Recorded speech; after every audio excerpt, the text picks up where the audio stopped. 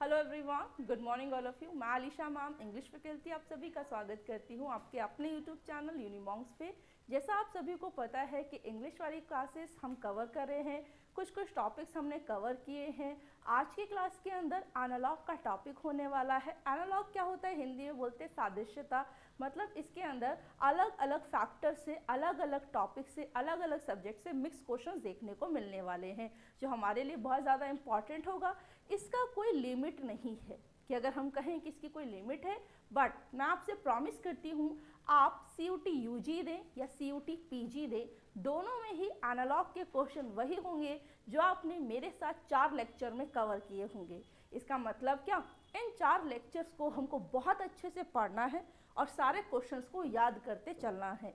कहीं पे कोई डाउट आएगा तो हम उसे पढ़ लेंगे और एग्जाम से पहले उसको रिवाइज करके जाना है, क्योंकि क्वेश्चन सारे यहीं से आने वाले हैं। ठीक है, चलें आगे। अब यहाँ पर जैसे कि मैंने आपसे कहा कि एनालॉग का टॉपिक है, पार्ट 1 होने वाला है। क्वेश्चन नंबर 1 आप सभी की स्क्रीन पर है, बताना है आंसर इसका क्या होगा। ठीक है, तो भाई डॉग का कैनाइन, ये जो 2 डॉट दिख रहे हैं ना, डॉग और कैनाइन जो दे रखा है, अगर आप देखेंगे तो इन दोनों में क्या है भाई? रिलेशन दे है ना, कि डॉग का कैनाइन, कैनाइन के टीथ के लिए इस्तेमाल करते हैं ना। तो डॉग जो है अगर वो काट लेता है तो आपको इंजेक्शन लगवाना पड़ता है, ऐसा होता है ना। तो यहाँ पर हम देखें तो हॉर्स के अंदर क्या स्पेशलिटी है ये बताना है।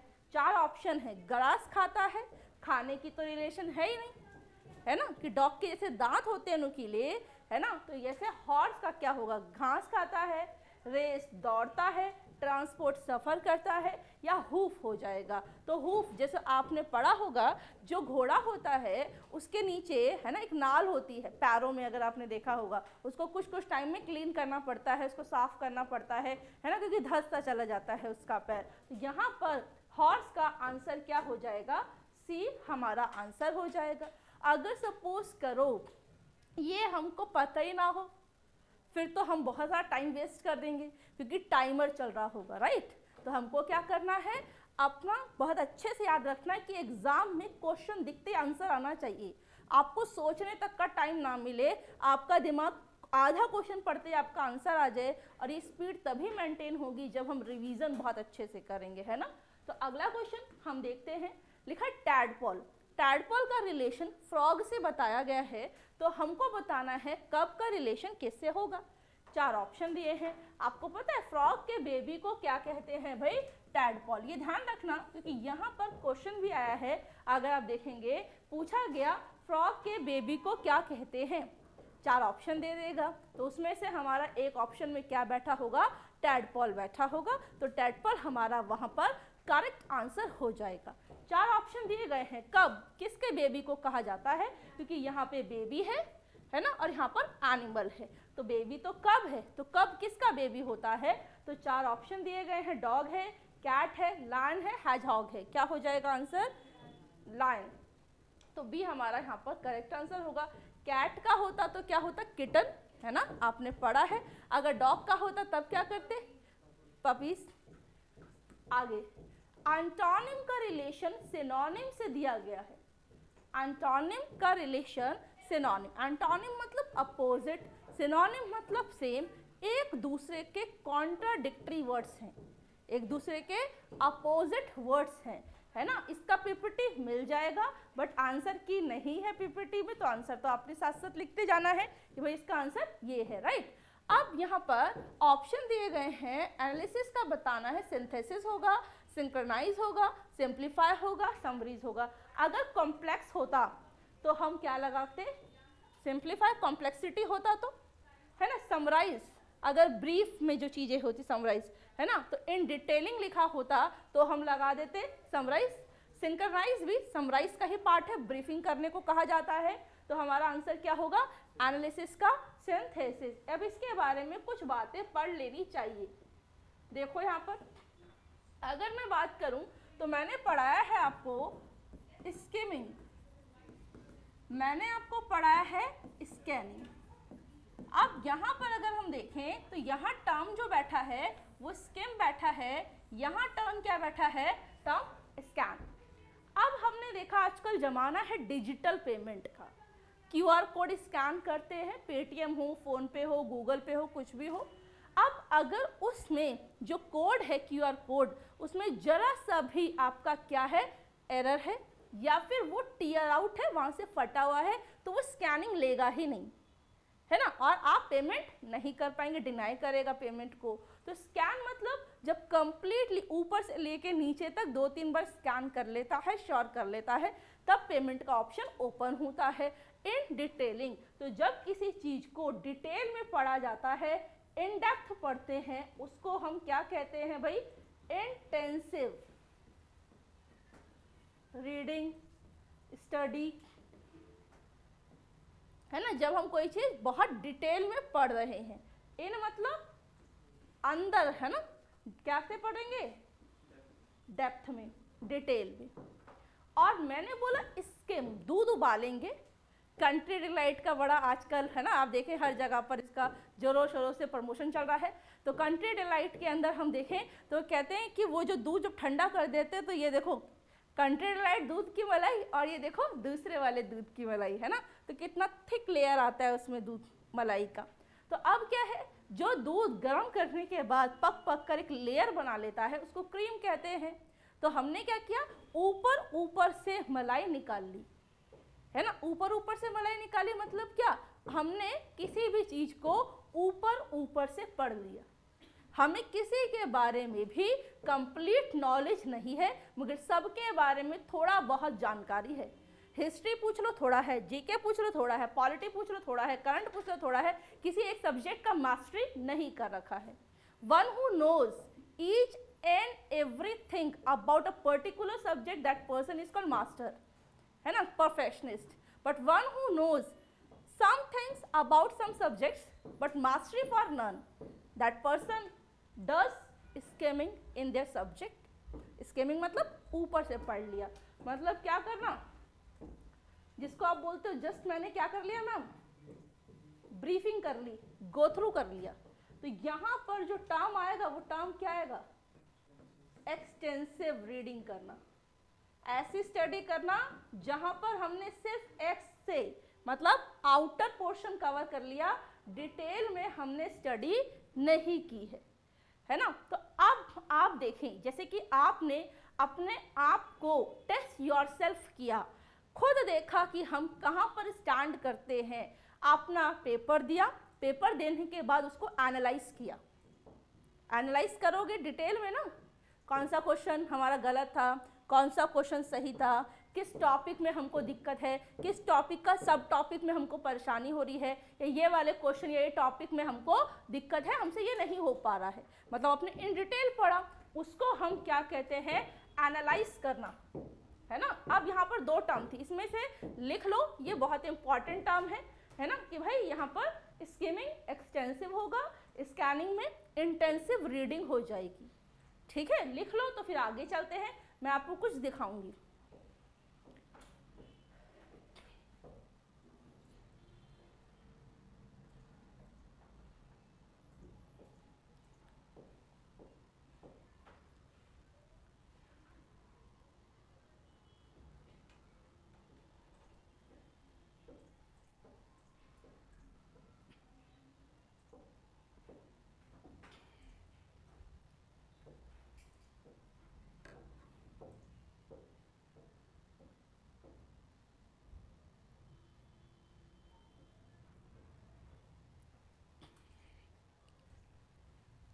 चले आगे।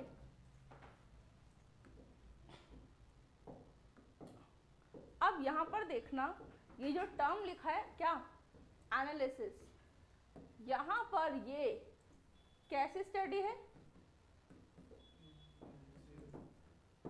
ना, डिटेल में पढ़ना। और जो ये सिंथेसिस है, ये कैसी स्टडी है, समझ आ गई बात। तो इंटेंसिव का एंटोनिम था एक्सटेंसिव, इसी तरीके एनालिसिस का एंटोनिम क्या हो गया, क्लियर है बात, है ना। उसको बोलते हैं, इसको संश्लेषण करना, इसको बोलते हैं विश्लेषण करना हिंदी में, है ना। आगे चलते हैं। अब यहाँ पर लिखा है हैम का रिलेशन है एग से, तो ट्री का रिलेशन बताओ फिर, है ना। बार्क छाल, पेड़ के बाहर की छाल होती है ना, ठीक है, आउटर लेयर। सीड मतलब बीज, लीव्स मतलब पत्तियां, फ्रूट मतलब फल। आंसर क्या बोला गया? हाँ, बहुत बढ़िया। लीव्स भी आंसर नहीं है, फ्रूट भी आंसर नहीं है, मुबारक हो। ठीक है, अब देखो हैन जो है ना, ये है, हमको नजर आएगा, मगर इसका फर्स्ट स्टेज, डेवलपिंग स्टेज, जो शुरुआत होती है, बिगनिंग होती है, वो किससे होती है? एक एग से। इसी तरीके से जो हमारा ट्री है, पेड़ है, वो डायरेक्ट पेड़ नहीं बनता, उसकी फर्स्ट स्टेज अगर हम कहेंगे तो क्या होगी भाई? पहले तो बीज बोएंगे ना, फिर बीज अंकुरित होगा, फिर फूटेगा, फिर पत्ती निकलेगी, पौधा, फिर सैपलिंग, और फिर धीरे धीरे करके वो एक प्लांट, एक ट्री का रूप लेगा। तो इसलिए फर्स्ट स्टेज ट्री की क्या होगी? सीड। तो यहाँ पर हमारा करेक्ट आंसर हो गया मैम बी ऑप्शन। समझ आ गई बात? क्लियर है? ठीक है, तो किसी को कोई डाउट हो, कुछ भी लिखना हो तो आप लिख सकते हैं उसका आंसर। आगे चलेंगे अगले क्वेश्चन पे। सॉल्ट ज़्यादा टेक करने से, intake of salt in maximum. तो अब जब हम किसी भी चीज़ को, है ना, ज़्यादा एक्सेस में लेते हैं तो उसके कॉज होते हैं, उसके कुछ ना कुछ साइड इफ़ेक्ट्स होते हैं, राइट? तो अगर आपका इनटेक सॉल्ट का बहुत ज़्यादा है तो आपको बीमारी हो जाएगी, हाइपरटेंशन, बीपी, है ना। और अगर आप शुगर का इनटेक ज़्यादा करते हैं अपनी लाइफ में तो आप सब अवेयर हैं, क्या होगा? डायबिटीज। ऑयल ज़्यादा होगा तो कोलेस्ट्रॉल बढ़ जाएगा, पानी की कमी होगी तो, क्लियर है? स्वीट आंसर नहीं हो सकता, तो आंसर हमारा क्या है? बी। ठीक है, आगे चले। प्रोलोग और एपिलोग दोनों चीज दे रखी है। एपिलोग और प्रोलोग को अगर नहीं पता तो मैं बताती हूँ। प्रो मीन्स गेम खेलिए, गेम में होता प्रो प्लेयर, कि जब वो मैदान में उतरे तो उसके बाद कोई उसको हराने वाला पैदा ना हो, राइट? तो अब हम अगर बात करें क्लियरली, अगर समझने की कोशिश करें तो प्रो मतलब जब वो उतरे तो उसके बाद कोई उसका मुकाबला करने वाला ना हो। लाइगर मूवी देखिए, है ना? तो लाइगर मूवी मोटिवेशनल बहुत ज़्यादा है, रेटिंग नहीं गई हो अलग बात है। तो लाइगर मूवी के अंदर दिखाया गया है ना, यहाँ पर जो भाई कि उसका जो जिनका कोई ना कोई इंस्पिरेशन होती है, हर किसी की अपनी अपनी लाइफ में आइडल होता है, तो उनका ब्रूस ली थे, है ना। और उसे पता नहीं था कि कभी उसका लाइफ में, मैं पूरी मूवी डिस्क्लोज नहीं कर रही हूँ, तो एक समय ऐसा आया, एंड में मूवी के जाके देखेंगे, तो उनको जो फाइट हुआ ना उनके गुरु से, जिसका वो फोटो, जिसका वो टी शर्ट पहन के रखा करते थे, है ना। तो वहाँ पर क्या हुआ कि ऐसे कहते थे कि अभी तक फाइटिंग के मामले में ब्रूस ली से आगे कोई पैदा, तो वो प्रो प्लेयर हो गए, बट उन्होंने ब्रूस ली को ही हरा दिया, है ना। और लाइगर जो है वो बोल नहीं पाता है, हकलाता है, स्टैमरिंग का प्रॉब्लम है, और उसने अपनी कमी को ही अपनी ताकत बना के चीज़ें किया। तो प्रोलोग का मतलब है जो बाद में हो। एक होता है प्री, मेन से पहले प्री होता है, तो प्री मतलब पहले, बिफोर, और प्रो मतलब आफ्टर। मैंने जितने एग्जाम्पल दिए सब में बाद का सेंस आ रहा है। प्रोनाउन पढ़ा है, प्रो नाउन, आफ्टर नाउन, तो आफ्टर का सेंस। तो प्रोलॉग एक ऐसा स्पीच जो कब दिया जाता है, लॉग मतलब स्पीच के लिए आता है, प्रोलॉग मतलब जो speech session complete, annual function होने के बाद, और एक स्पीच दैट इज एपिलॉग। डॉन, डॉन क्या होता है? अर्ली, है ना, क्या कहते हैं, आप देखेंगे मॉर्निंग, जब हम सूर्य उदय होता है तो सबसे पहली जो किरण पड़ती है धरती पर, उसको first ray of a light, है ना, जो हमारी अर्थ पर पड़ती है जब सूरज लाल लाल होता है, प्रॉपर तरीके से नहीं निकला होता, गर्मी नहीं होती है। सुबह अगर आप 4-5 बजे के आसपास देखोगे तो सूरज जो निकला होता है तो रेडिश कलर का, है ना, बाद में जाके वो प्रॉपर तरीके से धूप निकलती है ना, वो हल्की हल्की तो धूप, उसको क्या बोलते हैं? तो अर्ली मॉर्निंग बोल सकती हूँ। अर्ली मॉर्निंग क्या है? डॉन है। बहुत सारे लोग कहेंगे डस्क इसका आंसर होगा, क्योंकि बहुत से लोगों ने पढ़ रखा है ना ये चीज, बट डस्क इसका आंसर नहीं है, ठीक है, क्योंकि ये दिया ही इसलिए गया है क्योंकि सबको पता है डॉन मतलब ये और डस्क मतलब ये। और समझना डॉन और डस्क का मतलब, डिफरेंस बताती हूँ। डस्क मतलब होता है सूर्यास्त, जब सूर्य पूरी तरीके से अपने चरम पर होता है डूबने के और अंधेरा छा जाता है और पहली किरण जब अंधेरा होना स्टार्ट होता है, समझ आई बात। और इसका आंसर होगा ट्विलाइट, मतलब सूर्यास्त जब होता है और जब पहले नीचे की तरफ आता है और लालिमा छाती है शाम में भी, अर्ली इवनिंग जब अपनी नाइट की तरफ वो आगे बढ़ रहा होता है, सुबह में सुबह की तरफ और रात में सुबह क्या होता है, अंधेरा छट रहा होता है ना, तो उसको क्या बोलेंगे, डॉन। और शाम में अंधेरे की तरफ धीरे धीरे करके अंधेरा बढ़ रहा होता है, तो उसको क्या बोलते हैं, डस्क। बट यहाँ पर डॉन का मतलब क्या था, जब फर्स्ट रे, पहली किरण, सूरज उगना स्टार्ट हो रहा है, धीरे धीरे करके अपनी टर्निंग चेंज कर रहा है पोजीशन। और यहाँ पर डस्क मतलब डूब चुका है, अंधेरा हो चुका है। तो यहाँ जब अर्ली मॉर्निंग है, शुरुआत होने की, तो यहाँ पर अर्ली इवनिंग की बात कर रहा है, खत्म होने की तो बात उसने की ही नहीं। डस्क का मतलब एंडिंग, जब सूरज दिखता ही नहीं है, खत्म हो जाता है, लालिमा सब खत्म होके अंधेरा छा जाता है, तो उसको बोलते हैं डस्क। तो कह सकते हैं डॉन और डस्क के बीच में क्या होता है, कि डस्क से पहले वाला टाइम ट्विलाइट कहते हैं, जब दो रोशनी एक तरफ खत्म होती है और दूसरी तरफ अंधेरे का शुरुआत होता है। क्लियर है। तो इसका आंसर क्या है हमारा, सी। चलें आगे। टीचर का रिलेशन स्टूडेंट से है, सिंपल। तो पॉन्टिफ का रिलेशन किससे होगा ये बताना है, बताओ। डिसाइपल, फॉलोअर मतलब जिनको हम फॉलो करते हैं। प्रीस्ट मतलब पुजारी, फादर, पॉप है ना चर्च के अंदर, डाइटी देवता जो हमारे राक्षस वगैरह, और डिसाइपल मतलब शिष्य की बात हो रही है। तो पॉन्टिफ यहाँ पर क्या है, मेंटोर है ना, गुरु है, और उसके लिए क्या है,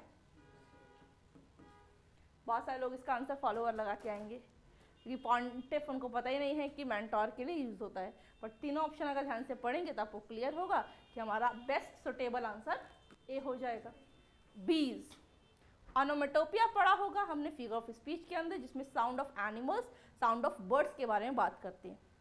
तो यहाँ पर बी का रिलेशन है हम से, कि बी जो भिन्न भिन्न भिन्न करती रहती है, तो बी मधुमक्खी के साउंड को, आवाज को हम कहते हैं।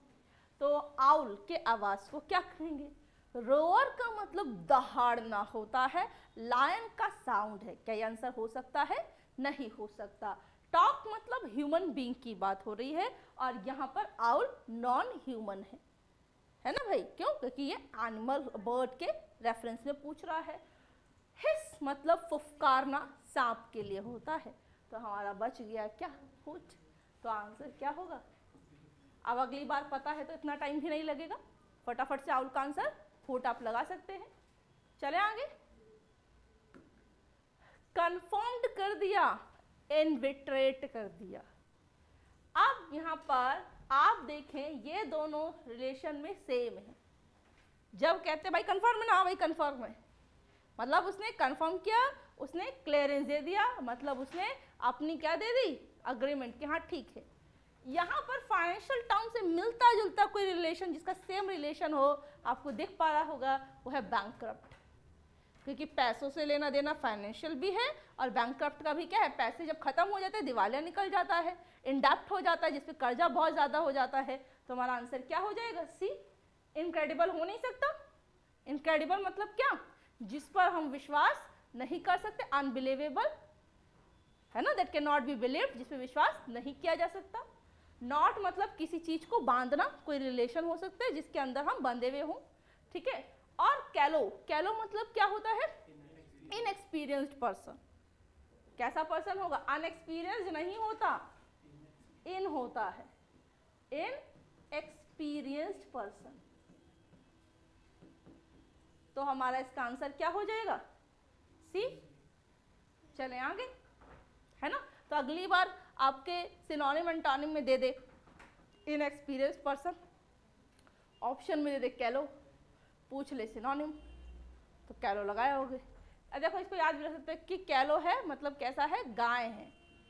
गाय मतलब बहुत ही सीधा है ना, मतलब सीधा है मतलब बहुत शरीफ, गांव का, ठीक है। ये कैसा है? जिसको ज़्यादा कुछ नॉलेज नहीं है, भोला भाला, शरीफ सा, डिसेंट। कोल रिप्रेजेंट कर रहा है ब्लैक। मैम जो कोल होता है वो ब्लैक होता है, ब्लैक डायमंड, कोल से ब्लैक डायमंड बनता है, पता होगा ना। कोयले में कहते हैं ना, कोयलों में हीरे निकलते हैं, सुना है आपने? तो कोयलों में जो हीरे निकलते हैं कैसे होते हैं? ब्लैक कलर की। तो पेट्रोलियम में क्या होगा? लिक्विड गोल्ड, ठीक है, ब्लैक गोल्ड। पेट्रोलियम येलोइश पे होता है और कोल ब्लैक पे होता है। पेट्रोल आप कभी नोटिस किया? पेट्रोल और डीजल वो कुछ कुछ सरसों का जैसे कलर होता है ना, वैसे टाइप में कलर होता है। देखा है ना आपने पेट्रोल कभी? आप बॉटल में तो देखा होगा, जब बॉटल में बाइक वाले अपने पास रख लेते हैं कई बार लेके कि बाद में काम आएगा, ट्रैवलिंग के लिए लेके जाते हैं, तो वो येलोइश कलर पे होता है। इसलिए इसका आंसर क्या होगा? लिक्विड गोल्ड हो जाएगा। और ये क्वेश्चन ऐसा है, अगर आंसर पता है तो 2 मिनट में होगा, नहीं पता तो टाइम लगेगा, टाइम टेकन है। आगे चलिए, ट्राइंगल का हेक्सागन दिया गया है, रिलेशन बताना है। कोन का स्फीयर, रेक्टेंगल का ऑक्टागन, पेंटागन का हेप्टागन, एंगल का क्वाड्रिलेटरल। समझेंगे, क्वेश्चन आपके पास है तो मुझे बता देना। वैसे अब देखो यहाँ पर आपने ये सुना है, क्या है ये? किसी भी शब्द के बाद लगता है, और शब्द के बाद लगता है तो ये क्या हो गया? पहले लगता तो प्री प्रीफिक्स। क्लियर है बात? अब ये हमारा एक रूट वर्ड भी है, लैटिन और ग्रीक। इस गन का मतलब रिप्रेजेंट करता है साइड्स। तो आपने सुना होगा बहुभुज, पॉलीगन। तो गन क्या है? और पॉली मतलब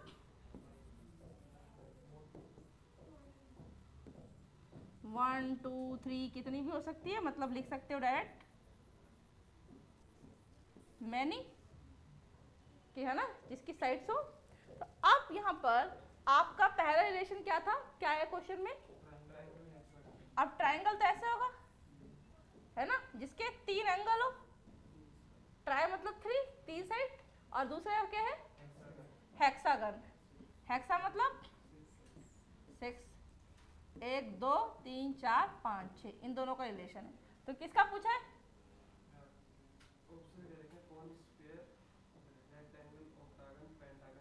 अब रेक्टेंगल देखोगे तो कुछ ऐसा होगा, 4 साइड वाला। क्या है ये? जिसकी आमने वाली साइड बराबर होती है, लेंथ और ब्रेथ बराबर होती है ना, हमने पढ़ा है। और रेक्टेंगल के साथ ऑप्शन क्या है? ऑक्टागन। तो 8 हो जाएगा, 1 2 3 4 5 6 7 और 8, ऑक्टा। तो इसके अंदर अगर हम देखें तो हमारा ये पॉलीगन था, है ना, जिसमें मैनी साइड। तो आपको वन वर्ड सब्स्टिट्यूशन भी आ सकता है, one who has many side, what do we called it? Polygon. One who has 8 side, that means octa means 8 और गन मीन्स साइड। और वन हु हैज 6, हेक्सागन। अगर पूछ ले पेंटा तो हो जाएगा 5 और हेक्सा 6। अगर पूछ ले सेप्टा तो 7 और गन लगा देंगे पीछे, साइड्स हो गई। अगर आपसे पूछे नोना, अगर आपसे पूछे डेका, ठीक है, तो यहां पर आपसे आएगा तो आप कर लेंगे। तो पेंटा है 5, हेक्सा है 6, सेप्टा है 8 7 और हमने ऑक्टा लिखा है 8, नॉना है 9 और डेका है 10। कुछ भी दे सकता है। हेप्टा है पक्का? ठीक है, चेक कर लेंगे इसे कि हेप्टा है सेप्टा है ना एक बार। तो हेप्टागन बोल रहे हैं ये, तो सही कह रहे हैं, हेप्टागन होगा, है ना। तो हेप्टा सेप्टेम है ना, इस तरीके से। चलो अब यहां पर आपको आंसर तो पता है, फिर क्या आंसर है? ये रहा। कैसे पता चला? क्योंकि ये 3 था और ये 6 था, तो दुगना कर दिया, ये डबल, 3 + 3 या 3 × 2, और यहाँ पर 4 × 8 या 4 × +4, है ना, 2 बार जमा करो या गुणा करो। क्लियर है? चले आगे। इसलिए मैंने नंबर बता दिया, क्योंकि हो सकता है 3 का 9 करके दे दे, 5 का 10 करके दे दे, 5 में पेंटा और 10 में आपका डेका बिठा देगा, तो पता होगा तो इजीली हो जाएगा। अब वायरस जो है, स्मॉल पॉक्स का कारण बनता है वायरस, ठीक है। बेसिक जो कॉज है वो वायरस के कारण क्या होता है? स्मॉल पॉक्स, माता सुना होगा आपने। और बैक्टीरिया, तो भाई बैक्टीरिया का कारण चिकन पॉक्स है, टाइफाइड है, मलेरिया है, स्लीपिंग सिकनेस है, क्या आंसर हो जाएगा? टाइफाइड। तो टाइफाइड का बेसिक कारण क्या होता है? बैक्टीरिया, और कम से कम 3 बार होता ही होता है लाइफ में, है ना। और आज तक कभी किसी छोटे बेबी का नहीं हुआ, बट हमारे घर में बहुत ही छोटा बेबी है जो 1 साल का भी नहीं है अभी, उसको हो गया। जब पता चला बीमार चल रहा था, तो पता चला कि उस डॉक्टर ने बताया कि आज तक इतनी स्टडी में कभी किसी बेबी को टाइफाइड नहीं हुआ, 6 महीने 4 महीने के बेबी को, है ना, बट उसको टाइफाइड हो गया। तो आजकल क्योंकि हमारा जो ईटिंग ऑर्डर है वो इम्बैलेंस हो चुका है, लाइफ साइकिल जो हमारा लाइफस्टाइल है ना, खाने पीने का, इसके कारण भी बहुत सारी चीज़ें हो रही हैं, तरक्की कर रहे हैं मगर बीमारी साथ ले रहे हैं। अब होम है, किचन है, मैं चाहूंगी कि आप इसका फटाफट से आंसर दें जल्दी से, कि रूट होगा, सॉइल होगा, लीफ होगा, स्टेम होगा, कैसे? अच्छा ऐसा है क्या? प्लांट का किचन लीफ होता, प्लांट का किचन, एग्जैक्टली। तो बिल्कुल सही कहा। जो हमारा घर होता है ना मैम, जो हमारा होम होता है, उसके अंदर एक रूम होता है जहाँ खाना पकता है, उसको क्या कहते हैं? किचन कहते हैं। जहाँ क्या प्रिपेयर होता है? फूड प्रिपेयर होता है। तो ऐसे ही हमारा जो पौधा होता है, उस पौधे के अंदर एक छोटी सी क्या होती है? लीफ। तो बड़े से पौधे के अंदर एक छोटी सी लीफ होती है जहाँ पर क्या होता है? प्रिपेयर फूड, है ना। तो यहाँ पर हमारा आंसर क्या हो जाएगा? क्योंकि खाना बनने का रिलेशन था, घर के अंदर खाना किचन में बनता है, पौधे में खाना लीफ में बनता है, ठीक है। एस्ट्रोनॉमी का रिलेशन स्टार से है। एस्ट्रोनॉमी, स्टार्स, देखते होगे एस्ट्रोलॉजर्स को, है ना, आपके सितारे बता देते हैं, ठीक है। तो जियोलॉजी बताना है। आपने हिंदी में सुना होगा भूगोल, भू मतलब धरती, और धरती क्या है? गोल है। तो जियोलॉजी, लॉजी क्या है आपका? सफिक्स है, एक रूट वर्ड है जिसका मीन हो जाता है स्टडी करना, किसी चीज का अध्ययन करना, डिटेल में किसी चीज को पढ़ना, इंटेंसिव। तो जियो मतलब अर्थ, है ना, पृथ्वी के बारे में पढ़ना। तो ज्योग्राफी में क्या पढ़ते हैं? पृथ्वी के बारे में पढ़ते हैं। तो हमारा 4 ऑप्शन है, ज्योमेट्री है, साइंस है, अर्थ है, स्काई है। तो सी हमारा आंसर हो जाएगा, ठीक है। वीडियो का कैसेट है, कंप्यूटर का क्या होगा? फाइल्स होगा, फ्लॉपी होगा, बिट्स होगा, ऑडिट होगा। अब देखो, जो कैसेट है उसके अंदर, उस डिवाइस में हम वीडियो ऑडियो को स्टोर करते हैं। डीवीडी प्लेयर हुआ करते थे ना पहले, डीवीडी प्लेयर में बड़ी सी, अगर आपने नोटिस किया हो, ऐसी कैसेट होती थी ऐसे करके, और उसके अंदर हम वो लपेटते थे एक रील टाइप में ना, आता था, उसको रिपीट ऐसे करके फिर निकालते थे, फिर लपेटते थे ताकि सही चलने लग जाए, है ना। डीवीडी प्लेयर के अंदर इससे भी बड़ा वाला ब्लैक कलर का कैसेट आता था जो उसके अंदर जाता था, है ना, रील्स देखते थे। तो यहाँ पर स्टोर कहाँ हो रहा है, और स्टोरेज जो आपका डिवाइस है वो बताया गया है। तो यहाँ पर आप देखें क्यों? वैसे तो यहाँ पर कंप्यूटर नहीं होना चाहिए था, कंप्यूटर इसको यहाँ पर लिखना चाहिए था रिलेशन में, और पूछना चाहिए था कहाँ पे क्या स्टोर होता है ना। बट कोई बात नहीं, क्वेश्चन तो दिया गया है, पेपर का क्वेश्चन है, हमको करना ही है। तो यहाँ पर हम देखेंगे ऑडिट मतलब किसी चीज में चेंजेस करना, बदलाव करना ना, ऑडिट किया जाता है। बिट्स क्या होता है कि यूनिट की बात हो रही है, स्टोरेज की बात नहीं कर रहे हैं। आपने पढ़ा होगा किलोबाइट है ना, आपने पढ़ा होगा नैनोबाइट है ना, आपने पढ़ा होगा इस तरीके से योटा, आपने पढ़ा होगा लास्ट है ना, इस तरीके से चीजें इसमें पढ़ी होंगी आपने। और फाइल्स जो बात होती है, उस फाइल के अंदर फाइल कोई ऐसा हमारा वो नहीं है जिसको बोलते हैं आप, दो चीज़ होती है हार्डवेयर और एक सॉफ्टवेयर। तो ऐसा कोई हार्डवेयर नहीं है ना, ये कि सॉफ्टवेयर है, मतलब आइकन अंदर होता है, कोई आप छू नहीं सकते हैं भाई। बिल्कुल दोनों आंसर हो सकते हैं, फाइल के अंदर भी स्टोर करते हैं, फ्लॉपी के अंदर भी स्टोर करते हैं। बट ध्यान से देखें, जो रिलेशन दिया गया है वो आउटर मतलब जो चीज टेंजिबल है, जिसको टच किया जा सकता है, हार्डवेयर के फॉर्म में है, इसलिए मेरा आंसर फाइल नहीं हो सकता है ना। इसलिए हमने आंसर क्या बोला भाई, बी हमारा क्या हो जाएगा, आंसर हो जाएगा। बात समझ आ रही है ना, ये ध्यान रखना है वहां पर पढ़ते वक्त, ठीक है। मैं बहुत दिन हो गए बेट सीट्स कुछ नहीं पढ़ी है, क्योंकि कंप्यूटर बहुत दिन से नहीं पढ़ा है ना, सुपर टेट के बैच में कंप्यूटर पढ़ाते हैं ना। माइटोकॉन्ड्रिया, तो माइटोकॉन्ड्रिया जो है वो एक हमारा सेल होता है जो एनर्जी प्रोड्यूस करता है, आपने पढ़ा होगा कुछ में, तो बहुत टाइम हो गया साइंस पढ़े हुए। तो अब डीएनए बताना है, ये कहता होता इनहेरिट होता है, मम्मी पापा से मिलता है हमको है ना, हम ठीक है। तो यहाँ पर क्या है, हाँ बिल्कुल, तो हमारा जो आंसर रिप्रोडक्शन नहीं हो सकता था इसका आंसर, उसका रीजन क्या है, यहाँ पर माइटोकॉन्ड्रिया के अंदर खुद अपने आप एनर्जी प्रोड्यूस होती है। ऐसे डीएनए हम किसी से खरीदते नहीं हैं, ये हमें अपने आप मिलता है ना। तो अपने आप मतलब ओन हो रहा है, तो ओन हो रहा है मतलब हमारा कुछ उसमें रीजन है ना, हमने कुछ नहीं किया है। तो इसलिए हमारा आंसर क्या हो जाएगा, इनहेरिटेंस हो जाएगा, विरासत में मिलता है। अगला क्वेश्चन, चीसल का स्कल्पचर है। स्कल्पचर मतलब जो मूर्तिकार होता है, मूर्ति बनाता है। और चीसल क्या होता है आपका, छेनी को बोलते हैं। आपने देखा होगा एक हथौड़ी होती है ना, और हथौड़ी के साथ कुछ इस तरीके से कर अगर आपने नोटिस किया हो, पैना सा होता है, और उसको लेके ऐसे मूर्तिकार उसमें क्या कर रहा होता है, उसको शेप दे रहा होता है ना। तो यहाँ पर अगर हम देखें, चीसल का क्या है, स्कल्पचर है, मतलब क्या, मूर्तिकार का जो हथियार होता है वो क्या होता है, चीसल होता है, छेनी होता है। क्योंकि हथौड़े से तो करोगे तो शेप नहीं आएगी, छेनी से मारेंगे तो शेप आ जाती है।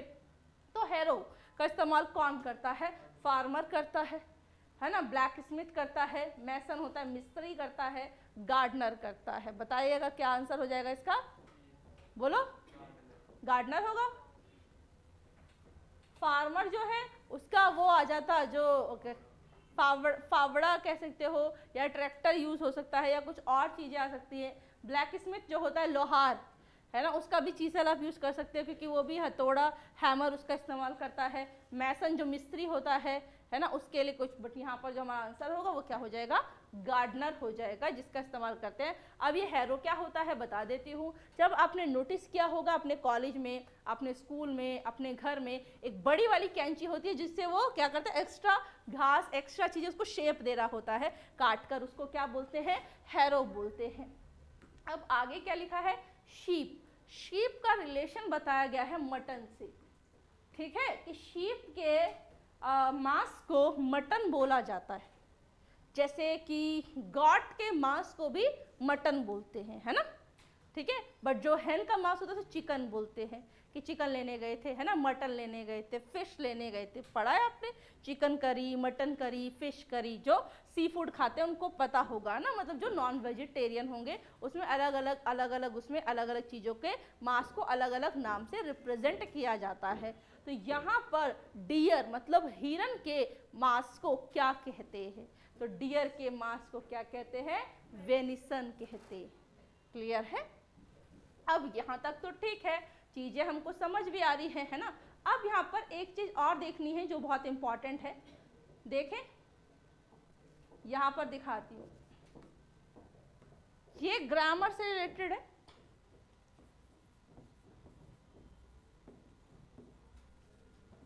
मैंने बोला I have seen 10 dears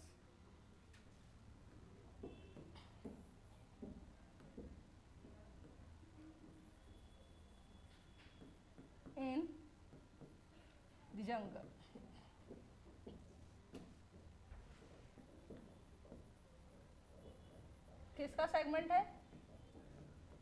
error का। पहला पार्ट, दूसरा पार्ट, तीसरा पार्ट और चौथा पार्ट। आप बता सकते हैं कि इसमें गलती कहाँ पर है? आराम से पढ़ना है और फिर बताना है कि मैम यहाँ गलती कहाँ हो जाएगी।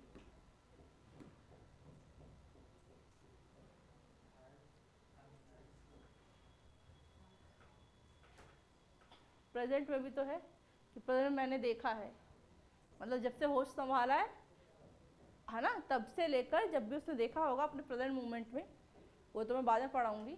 देखो यहाँ पर एक छोटा सा कॉन्सेप्ट पढ़ा रही हूँ, आज भी नाउन का ही कॉन्सेप्ट है। कुछ नाउन में कुछ वर्ब, कुछ वर्ड ऐसे होंगे जिनका सिंगुलर भी वही होगा और प्लूरल भी वही होगा। जैसे फिश का फिश ही रहेगा मेरे बच्चों, पता है आपको? फिश का फिश ही रहेगा। अगर आप फिश का क्या कर देते हैं, क्या बोलो? फिशेस। अब इन दोनों में डिफरेंस है, बताती हूँ। अब मैंने सपोज करो, एक मैं समझाना चाह रही हूँ कि यहाँ पर एक एक्वेरियम है और यहाँ पर सिर्फ सिंगल स्पीशीज है, एक ही प्रजाति की मछली है ना, और है बहुत सारी, मतलब आप मान ले 20-30 मछलियाँ हैं, बट वो सारी कैसी हैं?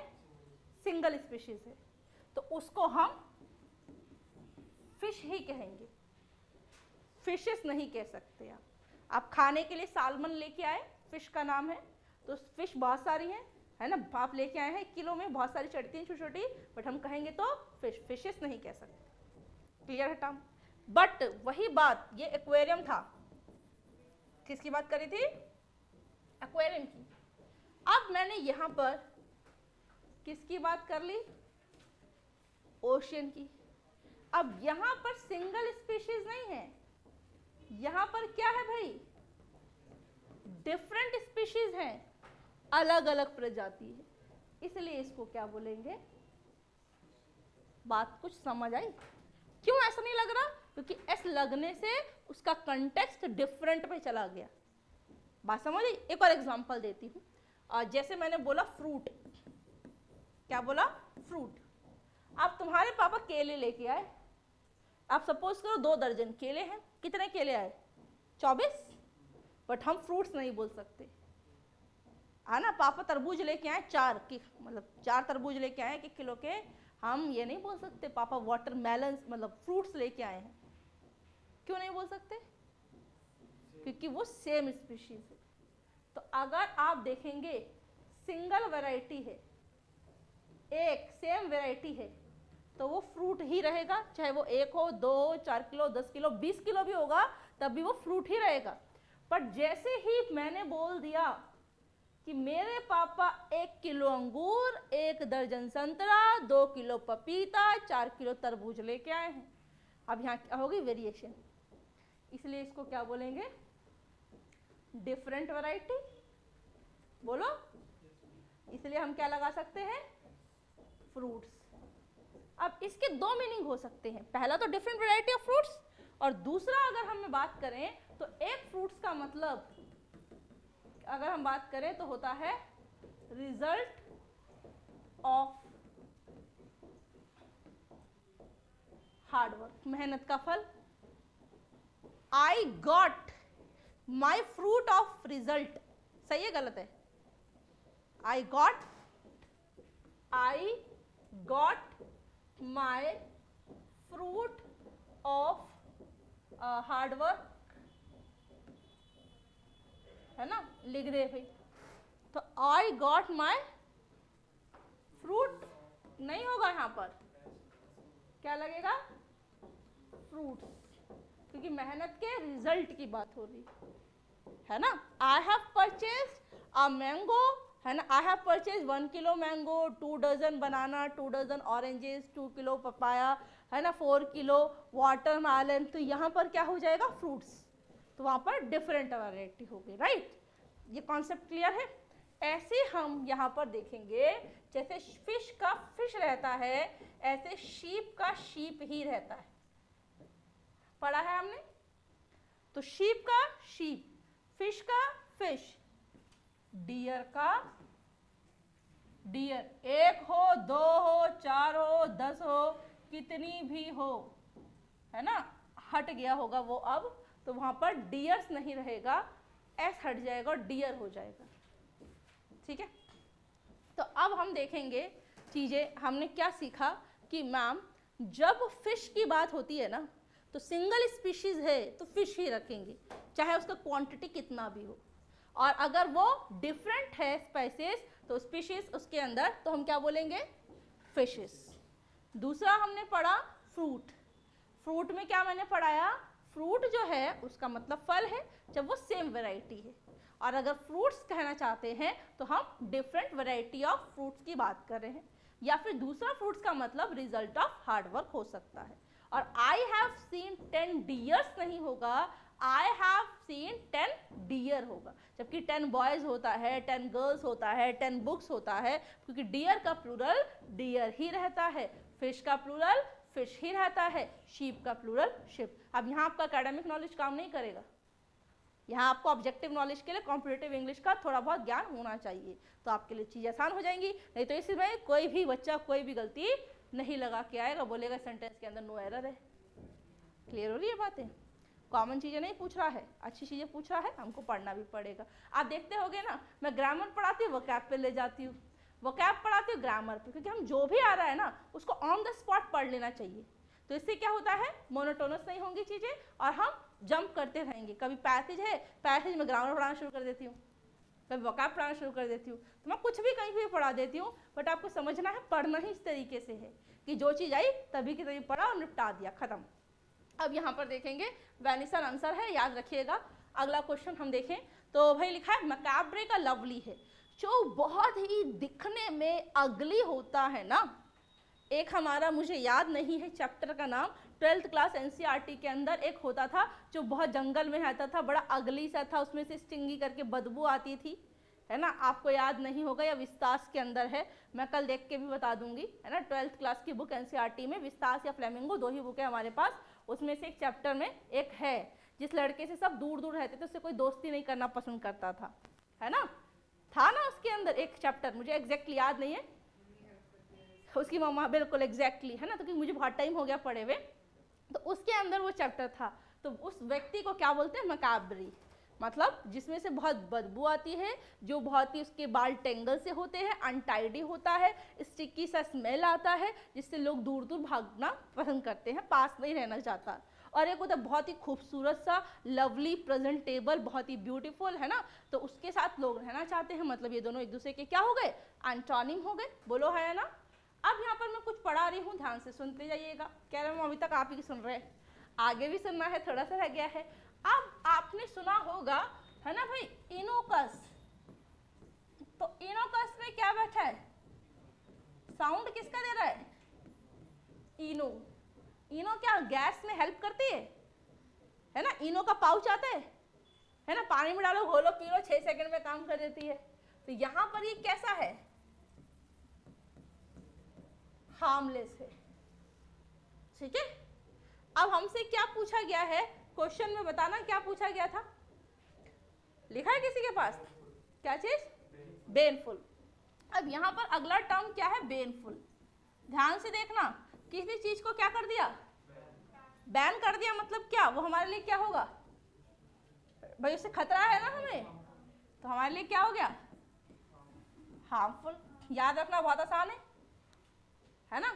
यहाँ पर क्या है, हार्मलेस, है ना, लाभदायक, और यहाँ पर नुकसानदायक, ठीक है।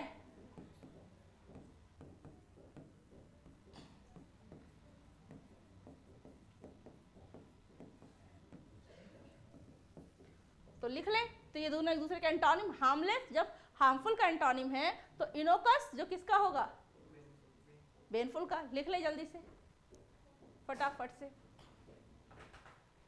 क्योंकि ये बैक वाला नहीं है ना, मैं उस पर नहीं पढ़ा रही ना नोट पे, जो बैक आ जाऊँ वापस, बैक गई तो सब कुछ बैक, है ना, वही आगे पार्ट पीछे सा पार्ट, तो वही वाला हाल है कि आगे पढ़ते जाएंगे, पीछे करेगा नहीं, बैक नहीं जाने का ऑप्शन है। तो दोनों वर्ड याद रखना। अब ये खाली एनालॉग थोड़ी है, अब ये वोकैब भी है ना, इसमें थोड़ा ग्रामर भी है ना, क्योंकि मैं पढ़ा रही हूँ आपको। तो इसमें आप चीज़ें देखेंगे तो धीरे धीरे करके आपको काफ़ी कुछ सीखने को मिले। ये नहीं कह सकते कि सिर्फ हमने एनालॉग पढ़ा है आज, क्योंकि जो पॉइंट पढ़ा है ये इंपॉर्टेंट है, कल आके पूछूंगी ये भी और पिछले वाला भी, याद करके आइएगा। चले आगे, चलो अब यहाँ पर आंसर तो तुम्हें पता है बेटा, मैंने बता चुकी हूँ, बेनफुल बैन, तो आंसर क्या हो गया, क्लियर है, क्योंकि बेनफुल का मतलब क्या था, हार्मफुल, और इसका मतलब क्या है, हार्मलेस। क्लियर है, चले आगे। जर्मनी का मार्क है, मोरक्को का क्या होगा, करेंसी की बात हो रही है ना। अब यहां पर क्या होगा भाई, दिरहम, बांग्लादेश का टका है, यूएसए का dollar, America. Red blood cell नहीं है, 19th, इसमें पता नहीं क्यों नहीं आया 20th, मैंने तो किया था। अच्छा एक्चुअली क्या है ना, मैंने कॉपी नहीं किया लैपटॉप से, ठीक है, मैं अभी लगा दूंगी, है ना, अगली क्लास में 20th दिखा दूंगी एक स्लाइड लगा के, अभी दिखा देती मैं आपको, वैसे दिखाती भी लैपटॉप खोल के। 20th इसमें नहीं है, क्योंकि ये मैंने पेन ड्राइव कल भूल गई थी यहीं पर, और फिर उसको मैंने एक बार दोबारा लगाया नहीं, तो इसलिए है क्या।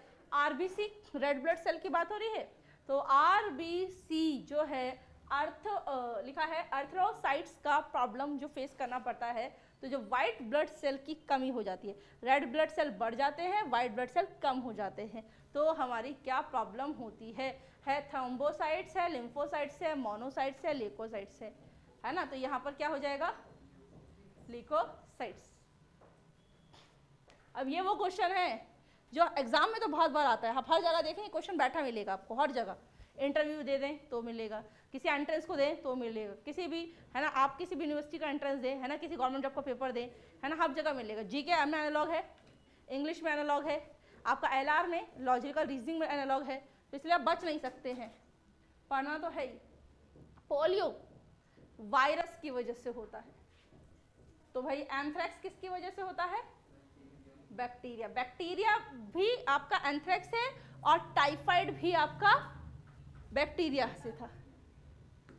क्वेश्चन नंबर 24, आप समझना मेरी बात को, जब कहते जी खराब हो रहा है, तो जी खराब होता है तो मितली होती है, हिंदी में बोलते हैं मितली, इंग्लिश में बोलते हैं क्वाम। मितली मतलब जिसका हमेशा उल्टी वाली फीलिंग आती है, जिसके कलेजे पे हल्का हल्का दर्द रहता है ना, तो वो है नॉजियस। जैसे मैं कई बार जब मुझे वॉमिटिंग की फीलिंग आ रही है, मुझे वॉमिटिंग आ भी नहीं रही और आ भी रही है, फील हो रहा है, तो हम इंग्लिश में बोलते हैं आई एम फीलिंग नॉजियस, सुना है आपने, बोलते होगे ना। तो उस नॉजिया का रीजन क्या होता है, क्वाम। तो ऐसे ही बर्न, जब कोई चीज जल जाती है, झुलस जाती है ना, तो झुलसने को क्या बोलते हैं, सियर, ठीक है, झुलस जाती है ना स्किन।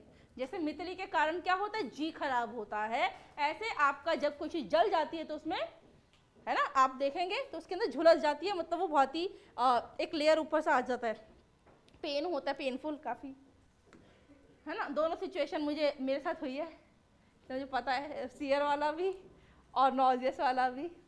अब हार्ट है, हार्ट का जो रिलेशन है कार्डियोलॉजिस्ट से है, फिर लॉजी आ गया। अब एक आपको टर्म बता दो, लॉजी मतलब स्टडी, पता है, सुनिएगा ध्यान से, कल की क्लास में मैं पढ़ाने वाली हूँ वन वर्ड सब्स्टिट्यूशन।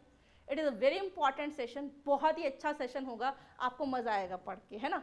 देखिएगा जहाँ पर हमने पढ़ा है, जिसने मेरे साथ वर्बल एबिलिटी पढ़ा होगा उसको पता होगा, जिसने नहीं पढ़ा उस अगली बार पढ़ेगा, कि हमने पढ़ा है क्या, कि मैम डूअर होता है, डू मतलब करना और डूअर मतलब करने वाला। तो जो सब्जेक्ट के अंदर दो चीजें होती हैं, एक होता है बीइंग डिस्क्राइब्ड, एक होता है डूअर। तो सब्जेक्ट के अंदर जो डूअर होता है उसकी हिंदी होती है कर्ता, सब्जेक्ट की अपनी हिंदी कर्ता नहीं होती। ये बात पढ़ाई है मैंने, हमने हिंदी में, हिंदी के टीचर पढ़ाते हैं सब्जेक्ट मीन्स कर्ता, सब्जेक्ट मीन्स कर्ता नहीं होता है।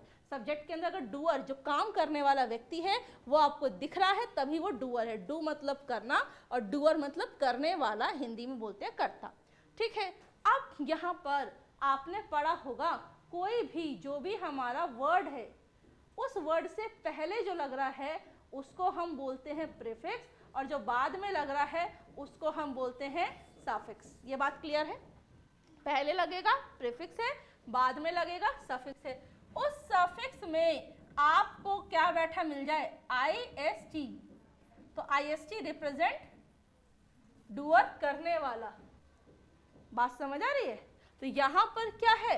कार्डियो मतलब हार्ट, लॉजी मतलब स्टडी, IST मतलब वो व्यक्ति, तो ये पर्सन के लिए आ रहा है। तो कार्डियोलॉजिस्ट एक डॉक्टर होगा जो हार्ट की प्रॉब्लम्स को डील करता होगा। क्लियर हो रही है बात? तो इसलिए क्या रिलेशन है? हार्ट का। तो आपसे पूछा गया किडनी के लिए क्या आ जाएगा? तो आंसर है नेफ्रोलॉजिस्ट आ जाएगा। IST मतलब डूअर, लॉजी मतलब स्टडी, नेफ्रो मतलब किडनी। तो किडनी से जितने भी प्रॉब्लम्स होगी उसको डील करने वाले पर्सन को नेफ्रोलॉजिस्ट कहेंगे। सो फिर आज की क्लास यहीं तक रखेंगे। Today's class till here, we will meet in next class. Till then take care, bye bye, have a sound day, may God bless you all.